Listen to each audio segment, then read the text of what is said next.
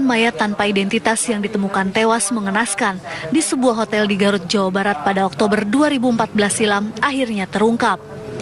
Mayat korban pembunuhan tersebut adalah asisten Presiden Direktur PT XL Axiata, Haryantira, yang dinyatakan hilang sejak November 2014 lalu. Polda Metro Jaya berhasil meringkus pelaku Andi Kurniawan yang tidak lain adalah teman dekat korban. Kecurigaan polisi tersebut bermula saat menemukan mobil milik korban berada di rumah pelaku. Bagaimana sejarah sampai mobil itu berada di terduga pelaku SMK, dan kita mendapati satu gambaran peristiwa di mana ketika kita telusuri ke showroom, ternyata mobil itu tadinya dari showroom. Pelaku AK ini mengajukan surat balik nama mobil dan mengatakan dia mempunyai surat kuasa dari korban. Nah, surat kuasa yang kemudian ada di showroom itu kemudian disita oleh anggota sekitar bulan April, dan dari situ kita coba teliti menggunakan laboratorium forensik, dan hasilnya adalah tanda tangan korban yang ada di surat kuasa itu atas nama Arianti diduga kuat palsu, ya, tidak identik dengan tanda tangan korban. Korban Haryantira dinyatakan hilang sejak November 2014. Namun pihak keluarga baru melaporkan kehilangannya pada bulan April 2015. Hingga kini polisi masih menyelidiki motif pembunuhan sadis yang menimpa asisten Presiden Direktur tersebut. Dari Jakarta, Reza Fahrani, TV One mengabarkan. Asisten Presiden Direktur PT XL Axiata Haryantira atau Rian dimakamkan di tempat pemakaman Rumah Sakit Umum Dr. Slamet Garut, Jawa Barat. Inilah kondisi makam Rian yang menjadi korban pembunuhan sadis oleh teman dekatnya sendiri. Rian dimakamkan di tempat pemakaman mayat tanpa identitas di lahan milik Rumah Sakit Dr. Slamet Garut. Kondisi makam tersebut tidak terurus dan makam Rian yang ditemukan tewas di sebuah hotel di Garut, Jawa Barat itu bahkan tidak diberi nisan. Humas Rumah Sakit Umum Dr. Slamet mengatakan pihaknya menerima jenazah tanpa identitas dari pihak kepolisian. Polisi juga memberikan hasil pemeriksaan forensik jenazah tersebut. Waktu itu kurang lebih tanggal 31 Oktober.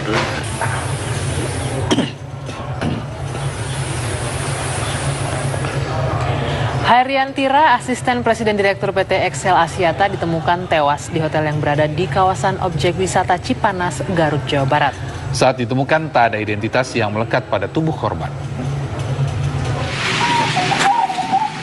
Korban tewas Haryantira atau Rian ditemukan di kamar nomor 5 salah satu hotel yang berada di objek wisata Cipanas, Garut, Jawa Barat, Oktober tahun lalu. Saat ditemukan petugas hotel, kondisi korban mengambang di bak mandi tanpa busana. Korban ditemukan tewas saat petugas hotel hendak membersihkan kamar. Gimana? Telungkup. Telanjang? Telanjang. Ada identitasnya seperti itu ada? Nggak ada. Cuman pas informasinya pas check in ke sini bawa mobil ya? Bawa mobil. 2 orang, 1 orang? 2 orang. 2 orang sama laki-laki. Iya. Oh. Setelah menemukan jenazah korban, pihak hotel segera melaporkan kejadian kepada pihak kepolisian. Sebelum diketahui tewas, korban diketahui hilang sejak Oktober tahun lalu. Keluarga korban melaporkan kehilangan Rian pada April lalu, hingga akhirnya polisi mengungkap kematian Rian dan telah menahan seorang tersangka. Dari Garut, Jawa Barat, Taufik Hidayah, TV One mengabarkan. Lalu bagaimanakah perkembangan penyidikan kasus pembunuhan Rian? Apa yang menjadi motif pelaku melakukan pembunuhan tersebut? Kita akan bergabung dengan reporter kami, ada Ramlan Hakim dari Polda Metro Jaya. Ramlan.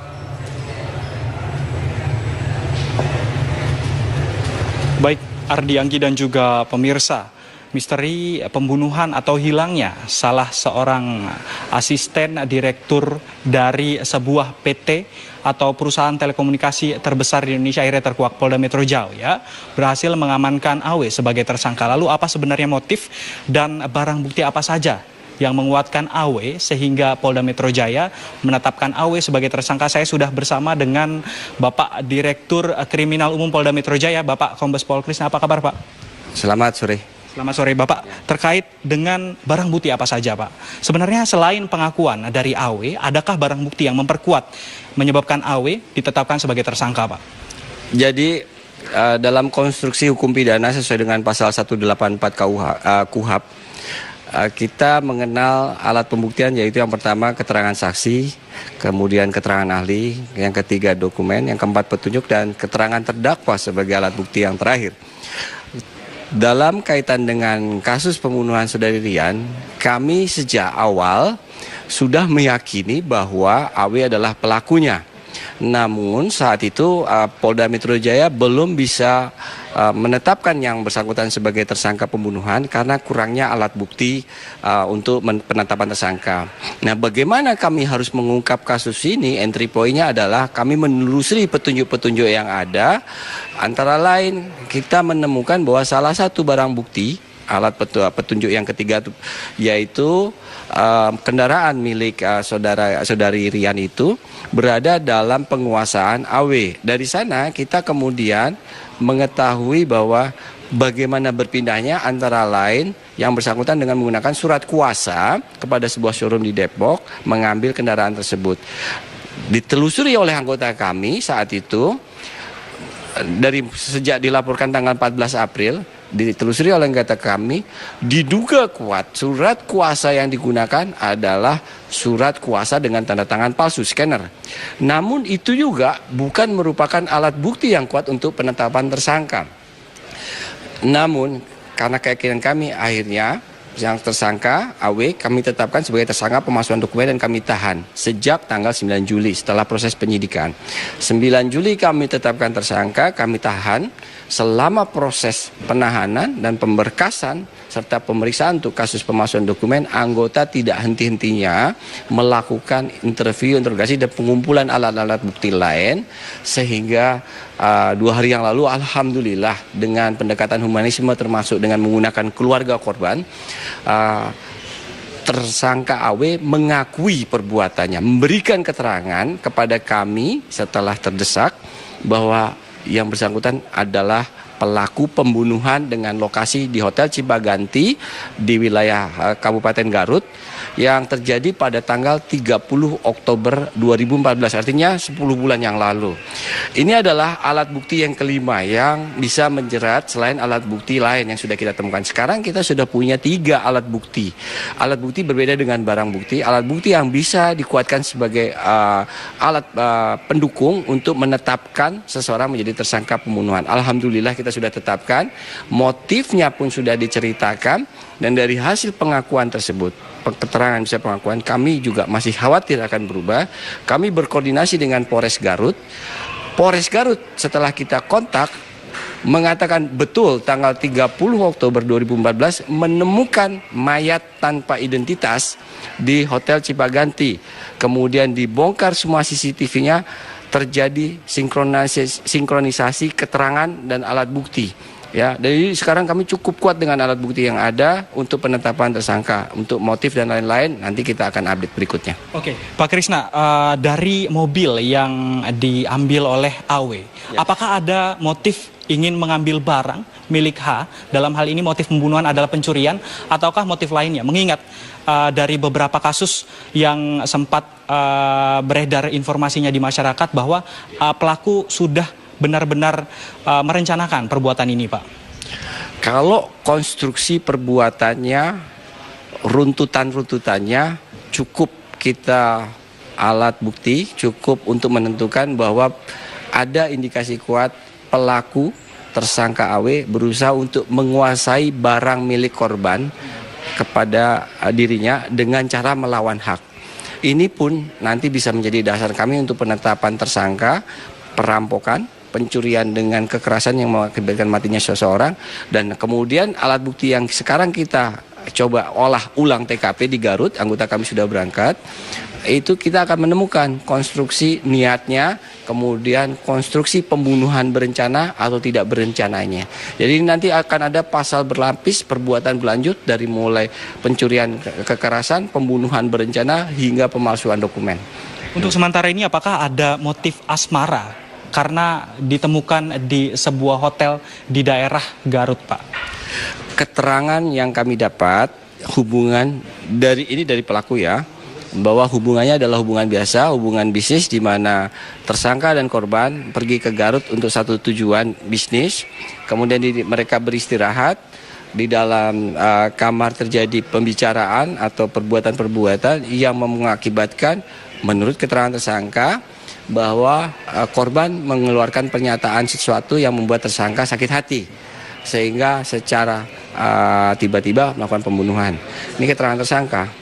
Tapi kami meyakini karena keterangan tersangka dia bisa menyembunyikan fakta selama 10 bulan. Pengakuan hari ini, keterangan hari ini harus di cross check dengan alat bukti yang kami miliki, dengan kesesuaian petunjuk yang kita miliki.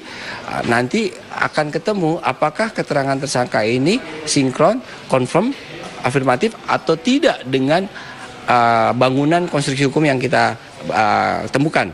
Misalnya bisa saja tersangka mengaku demikian, namun kalau faktanya ternyata bahwa dia memang sengaja ingin memiliki barang dengan cara pembunuhan dengan kekerasan, karena fakta yang terbangun, yang ditemukan seperti demikian, nanti di proses pengumpulan alat bukti, pemberkasan, kita akan sajikan kepada jaksa penuntut umum dan akan terbuka dengan terang benderang di sidang peradilan. Oke, terima kasih banyak Bang Krisna atas waktunya. Mungkin dapat melanjutkan aktivitas kembali. Pemirsa, saat ini di Garut rencananya akan dilakukan reka ulang dari kejadian ataupun kasus pembunuhan ini dan rencananya memang akan dilakukan pada hari ini. Namun rekan kami telah menunggu di sana dan proses tersebut belum berlangsung hingga saat ini. Untuk sementara itu yang dapat kami sampaikan, saya kembalikan ke Anda Anggi dan juga Ardi di studio. Baik, Ramlan Hakim melaporkan langsung dari Polda Metro Jaya. Pemirsa, ya. Hairian Tira atau Rian sebelumnya bekerja sebagai bisnis asisten presiden direktur di sebuah perusahaan layanan telekomunikasi selama 13 tahun. Sebelum menghilang, Rian sempat mengirim pesan singkat kepada mantan suaminya untuk menjaga kedua anaknya.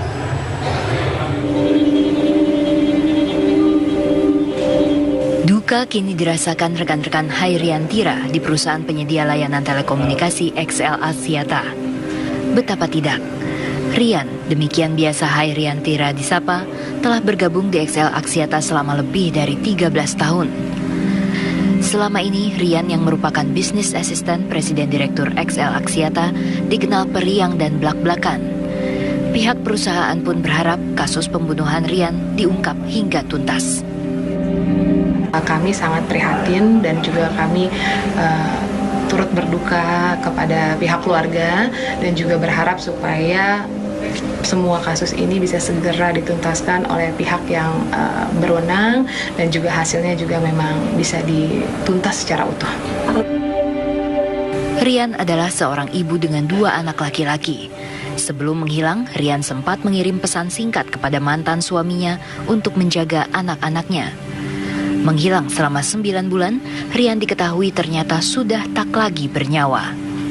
Diduga kuat, Rian dibunuh teman dekatnya pada Oktober 2014 di salah satu hotel di Cipanas, Garut, Jawa Barat. Tim TV One mengabarkan.